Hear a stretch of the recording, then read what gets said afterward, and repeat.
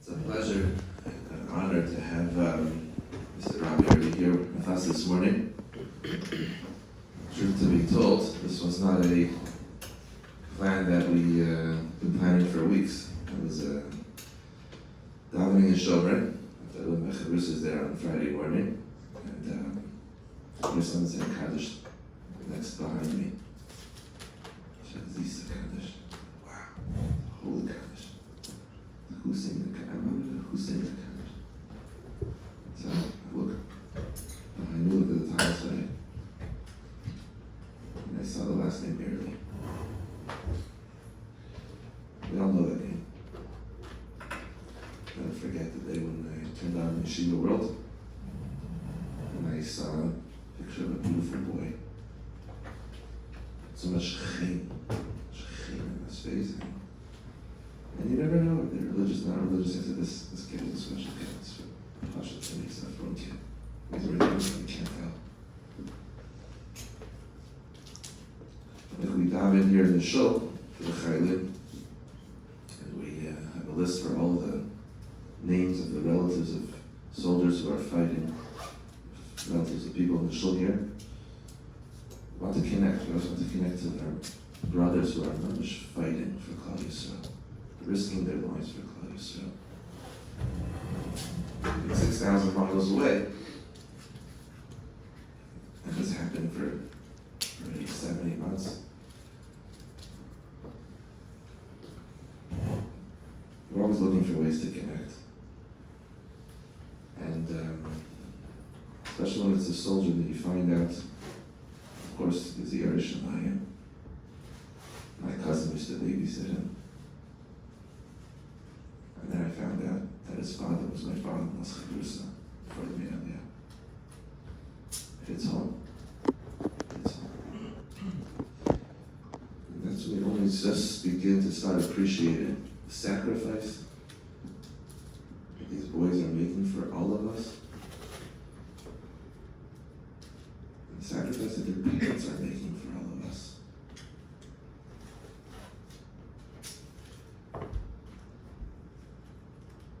So before we begin, I just want to say on behalf of the Loshel, welcome you to we thank you. Thank you for the sacrifice, the mysterious nefesh, you and your wife come in to speak around America. It's inspiring. Sharing a beautiful project that they've understood, even more than one project. But amazing to see a family picks up and moves forward. So we'll go through just a few questions, and we're really here to hear you, not me. I'm happy to hear you. Good enough for me. All right, so tell us a little bit about yourself, about your family, inspired you to make Aliyah, when it happened, and raising your kids there a little bit. So first of all, thank you very much for having me this morning. So I'm originally from Manchester, England, and I wasn't brought up religious, went to university, and then ended up after university going to Aish Torah for 8 months, and then going to Chappelle's Dachinon for 2 years. And my wife's uncle lives across the street from the yeshiva. So it was like Shavuos afternoon, and I was just walking up the street, and a friend of mine was in the house, they were having lunch outside, and called me in, and that's how I met my wife. Very, Hashem is a shadchan. I don't think he would never have put us together. I know no shadchan would ever put us together. It's so completely different. So this is the only way it was going to happen. And then we had to decide where to move to. So we, it was either Manchester or New York. So New York went out, and just about. And we moved to Brooklyn, and then we moved to Cedarhurst. We had 3 kids in New York. Sarah, my oldest, who's now married actually to a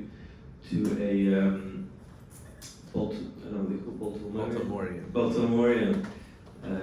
Yeah, I don't know if anyone remembers Yaakov and Bathsheba Goldman, their son Toby. They made Aliyah about 6 years ago. So they have a beautiful baby daughter, and then there's Binyamin, and then Yehuda, who is now actually in the army. and not, thankfully not a combat unit, he's an intelligence, but that's a story in itself. And we got there, and then we moved in 2006, and we have 3 other kids, Yaakov, Akiva.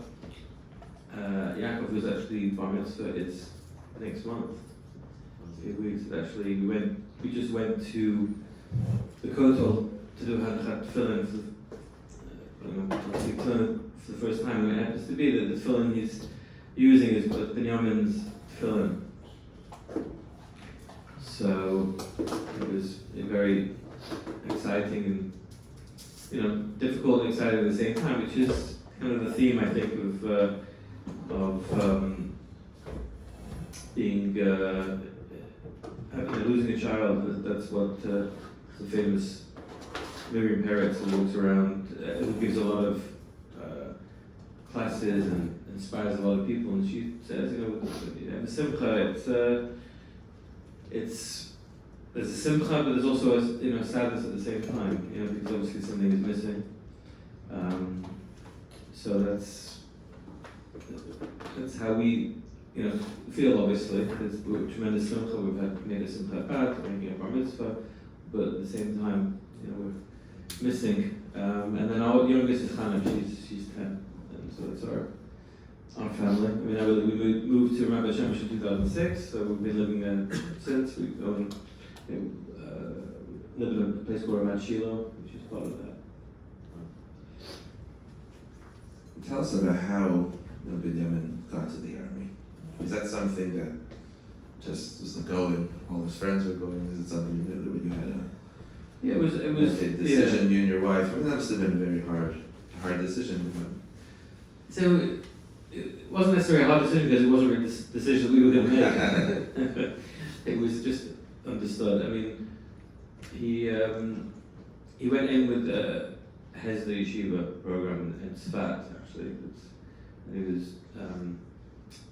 he could have very easily got into like some very special unit, but he started off with this Hesda program, and he just enjoyed the fact that, first of all, with religious boys, so he stayed in the paratroopers, which felt quite a important unit. He got an award as the best soldier in his unit. He was extremely brave, so there's no really question he was going to go into the army. It was just a matter. And when we made Aliyah, obviously we don't think about these things. He was 4 years old when we moved there, so it wasn't something we thought about. Certainly not thought about warfare at the war.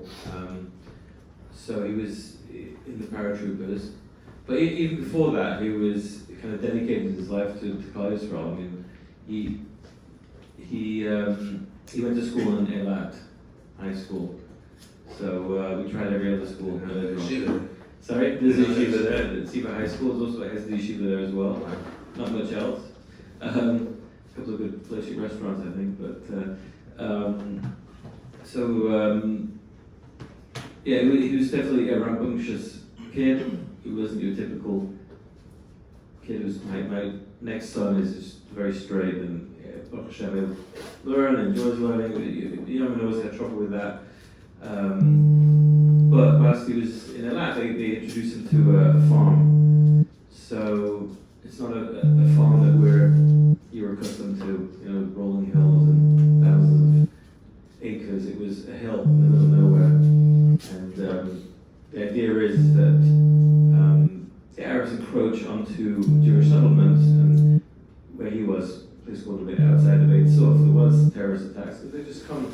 So what they do is they put themselves on a plot of land next to the settlement, a couple of miles away, and then a couple of families moved there, and then there's a bunch of volunteers, like 18, 16, 17, 18-year-old boys, and that's where he really spent a lot of his time, especially during COVID, when there's not as much school. He really spent a lot of time there, and so it was a very dangerous place. I mean, he was tending cows, because he had there was 150 cows at one point, and most Jewish parents want their kids to be doctors, lawyers, and accountants. Mine was a cow herder, but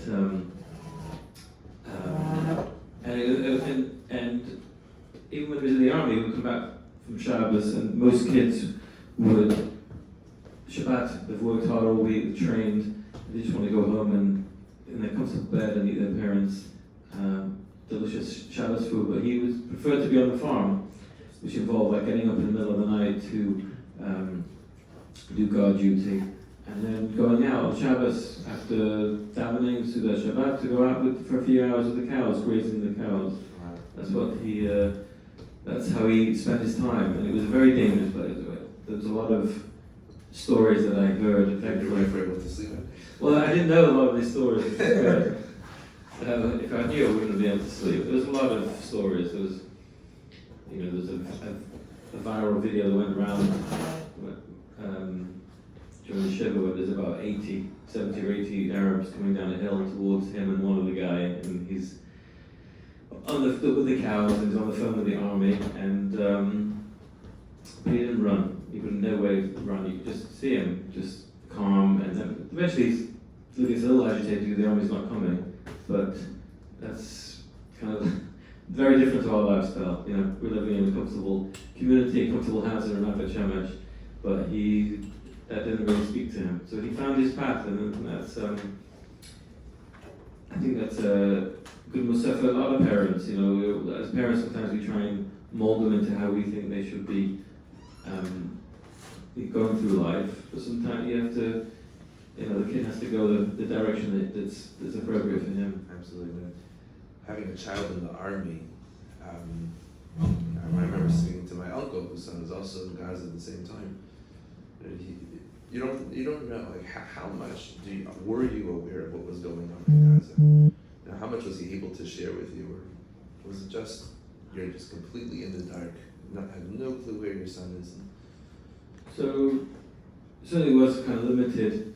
I mean, unfortunately, he was certainly there. What happened was on October 7th, he went straight down to was he reserved, or he was already in the army? He was in the army, so he was off for Shabbat, he was on the farm, and then he heard about it and he kind of went to his base.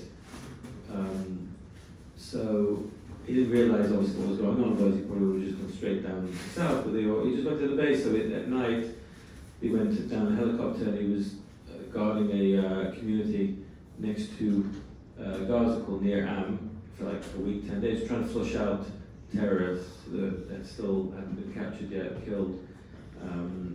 So then he was able to call us because he was in, I think they were like holed up in a kindergarten. He was sleeping there, but they were like access to people's houses. He could use their phone, so they called us a few times.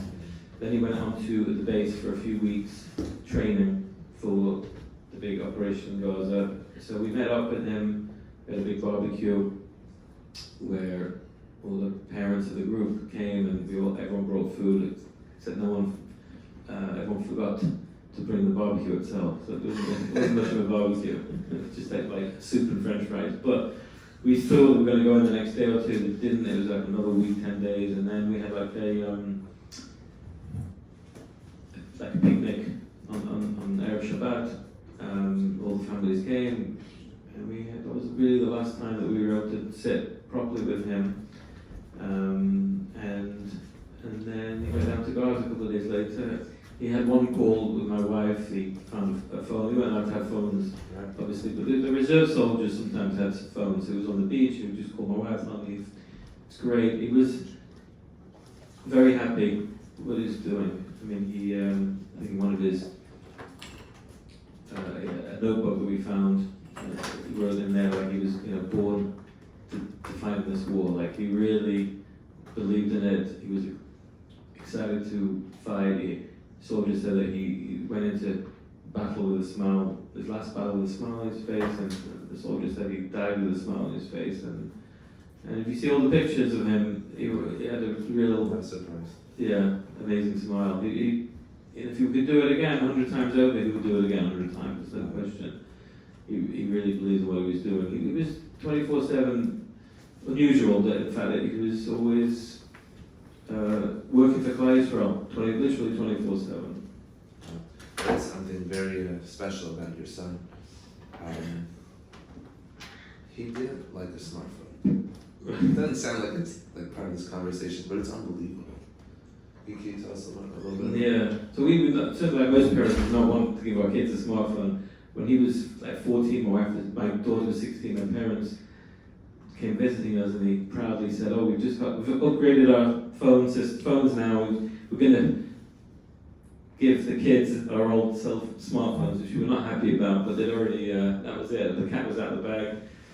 So they had smartphones, but he, after a couple of years, it didn't speak to him. He was frustrated when he was with friends, and then he couldn't command full attention because they were on the phone texting other people.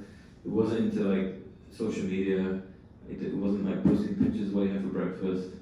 It was me. I've done a few of these this week already, but he wasn't interested in that, and so he just decided himself that at 16 he was going to get rid of his smartphone and upgrade to a Nokia. And even in the school, they made like they call it like a Zula, it's like a hangout area, and he himself as a self-free zone. And then he fundraised anyone else who wanted to also get a Nokia. He raised money so that his friends could also get that. And he didn't have, even in the last, I think 16. That was without any parental push? Nothing, not at all. He just did it all by himself. The last 8 months he had to get eventually he just needed WhatsApp, for the army, so we bought a smartphone, but when we got back from, after it passed away, we saw there was no internet connection on the phone, there was no apps that were just move it and banking and usual stuff, nothing. So even though he had that certain temptation in his pocket, he was able to overcome it. And I think that's also why, he had this list of like 55 things and which he accomplished, I think, most of it. And I think part of that was because he didn't have a smartphone. How many hours a day did we waste time, and we could be, thinking about other things. And he had a lot of time to think, and it was in the field with the sheep. And it's Rabbeinu B'chai writes, he says, why was Moshe, Avram, Yitzchak, Yaakov, Yosef, they're all shepherds. For going around with the Nokia. Right. Special mission. So tell us a little about this this project of yours, you and your wife, moving forward. Yeah, so there's been many projects, not some instituted by ourselves, some by other people. The main one that we're working on, so about 2 years ago, this whole thing was like a shock process. My wife saw online that a house for sale in Sfat. So we're all very connected to Sfat, we love Sfat. We would like due to spend the day together anyway, so we thought, we'll go up there, otherwise we would never have gone up. And we got there and we saw this house and we really fell in love with it. It was a very large house, it needed a ton of work, it was a good price. And then we went to visit, got a look at another house just to see, is this a real Metzia? Same price, about a third of the size, but we still needed another set of eyes on it. So we asked, there's an architect, a designer, could just look at this for us, and she said, well, there's only one person that you would use in Sfat, his name's Airley, but he's so busy and he's impossible to reach, there's no way it's going to come out.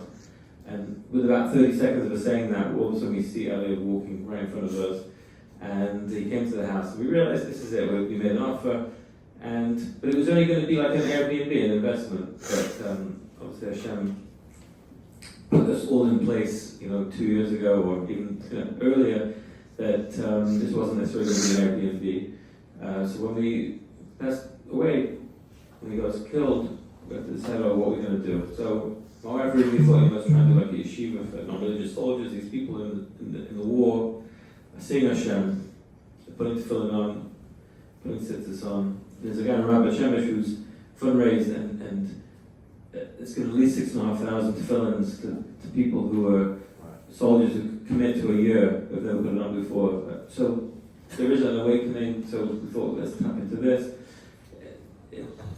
And then we just kind of moved from that. We have this house, let's make a retreat. There's a lot of soldiers and bereaved families, Zaka and Tala, who need 3 or 4 days just to kind of retreat from regular, real life. So we're going to have therapies and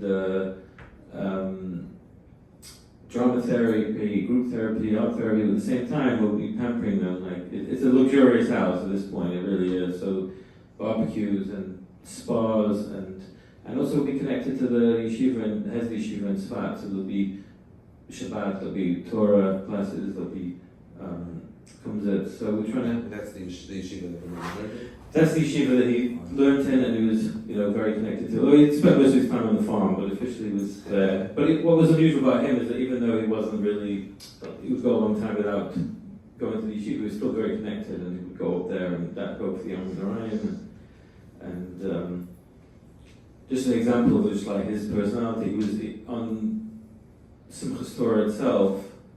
He was on the farm, but he really wanted to go to the yeshiva. He was a really very Labor Day kid. He was dancing, and every wedding picture I saw was him at the front, just break dancing. So the farm's like minimum 10 people, so he really wanted to go to yeshiva. He was driving up to yeshiva, and then he gets a call from the farm saying, I don't know if we're going to get a minyan, we have 10 people, maybe 9, 11.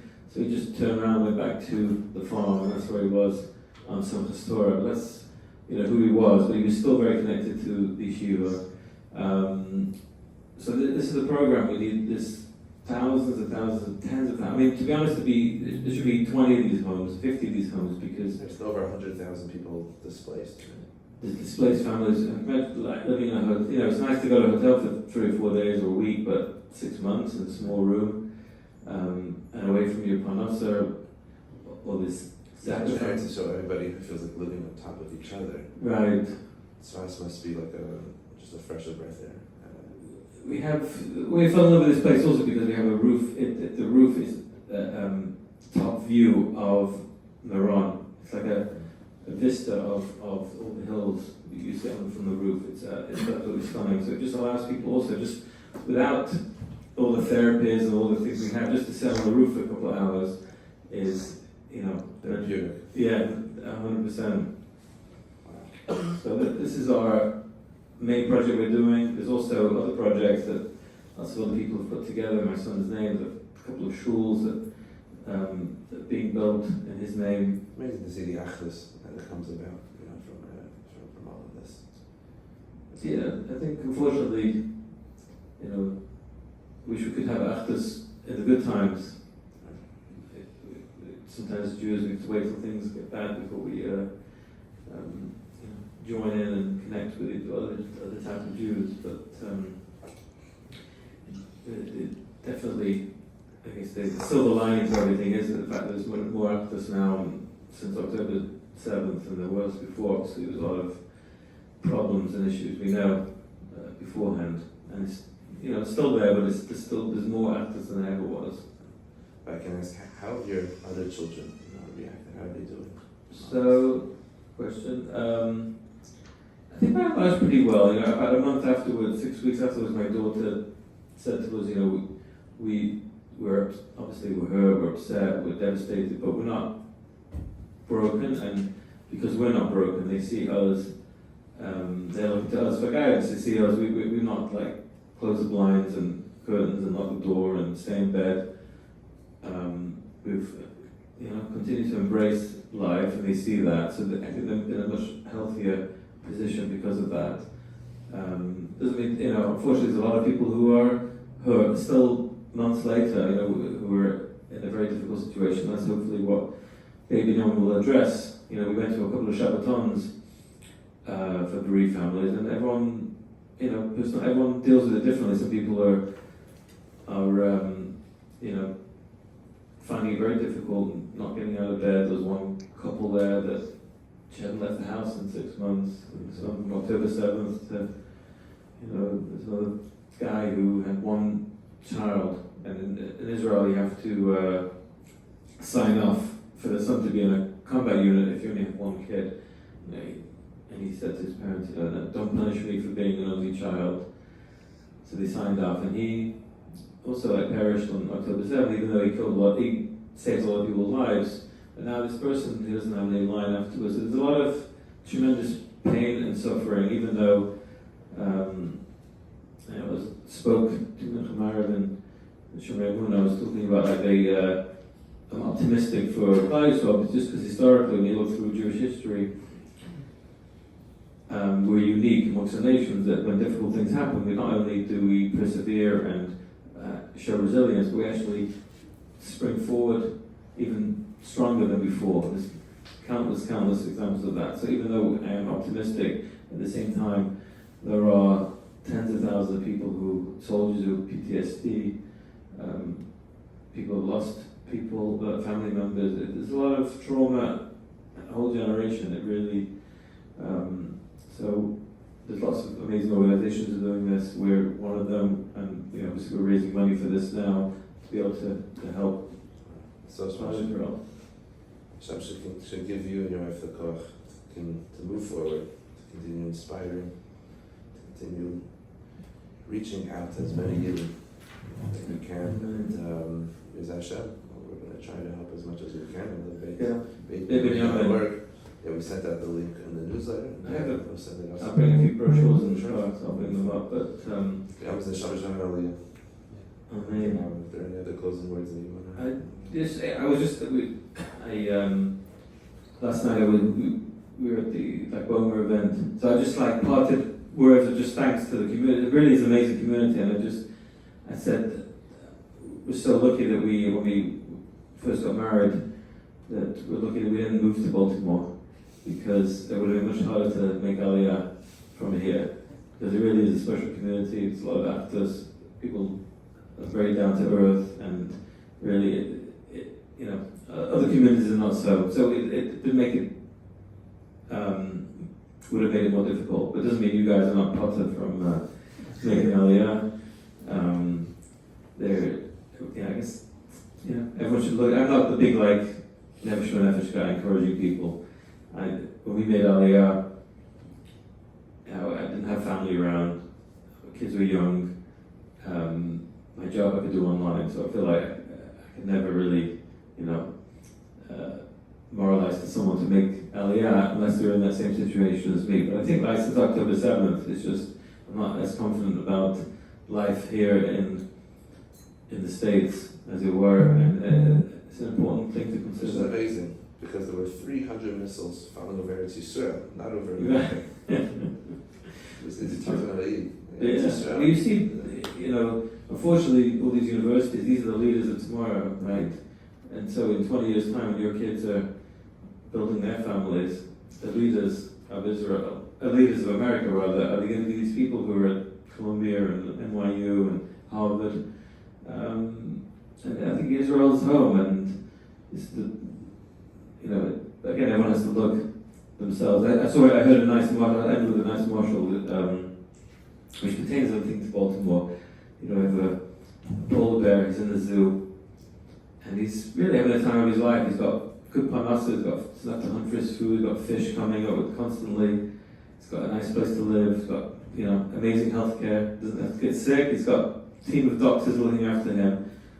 But that's not where he's supposed to be. He's supposed to be in the North Pole, Antarctica. That's where his home is. And I think it's the same thing here. You've got people who are in America, living comfortably, nice communities, good parnassa, even have health insurance here still, just about. But this is not the environment. You're not in the right place. Eretz Yisrael is the right home. So that's my pitch. I'll join you one day. I say it all the time. Bring this house with you. Bring this shul with you and build. Amen. All right. Well, thank you so much for your time. Thank you. Should give you so much siyata shmaya. Amen. Thank you. Thank you. Thank you.